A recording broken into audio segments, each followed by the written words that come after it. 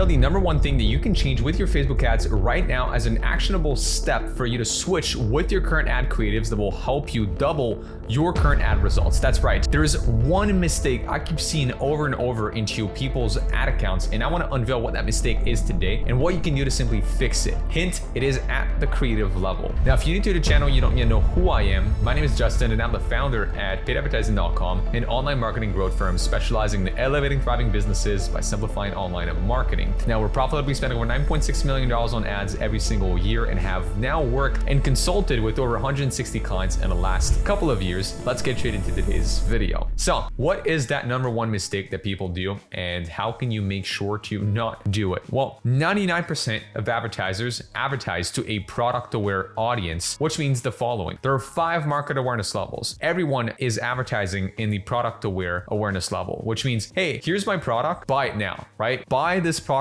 right now. You need to buy this right away, or here's why you need to buy this product, or just, it's all product related. It's all about the product, and it's never about the audience in itself. There's no persona research involved, and it kind of pains me to see how many people are just so focused on themselves. It's like, yo, here's my offer, here's why it's good, here's why you need it, here's why you need to work with us, or buy my product. Now, again, if you don't believe this to be true, simply go and look at most people's ad libraries, perhaps even your own, and take a look at the type of ads that you have. It usually is a variation of that.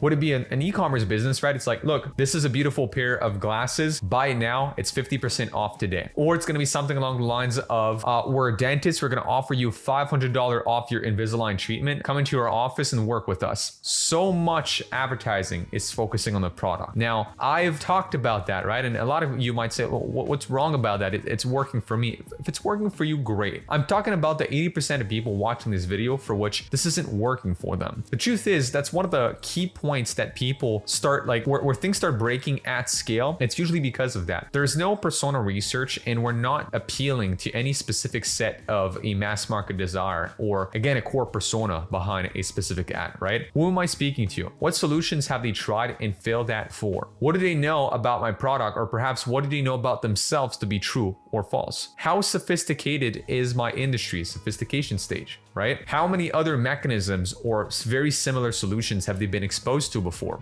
My persona, right? Now, what is their core deepest desire? What do they want to fix about themselves, right? What problems are they facing? What solutions have they either tried and or seen in terms of ads about that same problem? When you start honing in on this, I'm telling you, the game changes when it comes to your ads. And that's one of the easiest fix, both for online and local businesses. Like, I've seen so many local businesses position as a hero to someone's problem. And I'll say that to be true for any type of business. Like, when you work in a product-aware audience, you become simply another option where people start comparing you based on what you advertise. And what do you advertise at the product-aware level? You advertise the product and the offer. So now all you become is another option to price shop, right? Well, these guys are offering glasses at $50, but these guys are offering glasses at $40. Okay, well, these guys are doing shipping in like 7 days, and as these guys are doing shipping in 3 days, well, I'm gonna go with these guys, right? You just become an option based on simple features, and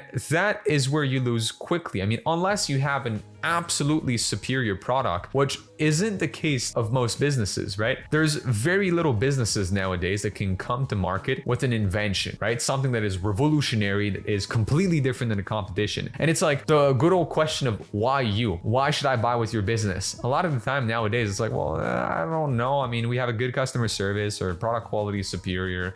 We have fast response time. Yeah, so does everybody else. Like, okay, why you once again? Well, the truth is, you should not even get the question why you should, like, if you play with the marketing angle right, and when it comes to appealing to the people's like core desires, and when it comes to actually like extracting the right persona out of your ad and out of the market, people shouldn't even come to the point of why you. It's like you're almost like a matchmaker is the way I see it. People say that oftentimes about real estate agents, right? They're like, real estate agents are matchmakers, where, you know, they find the right person, the right like client, right, the right persona and the right house, and they create a story between the two, right? So it's it's kind of the same thing when it comes to marketing in itself, right? It's like you craft the right persona, you think about the right persona, you think about the product in itself. And I made a video on that recently. You put a bridge between the two of them. That bridge is your ad, and you help the persona cross the bridge to the ad. Well, if I would go one step further on that recent video I made, and I would probably say like the persona is magnetic and the bridge is the one holding that magnet. And the stronger the magnet, the stronger the attraction towards the product. And you know how it is, right? What if you just fell in love? There's no other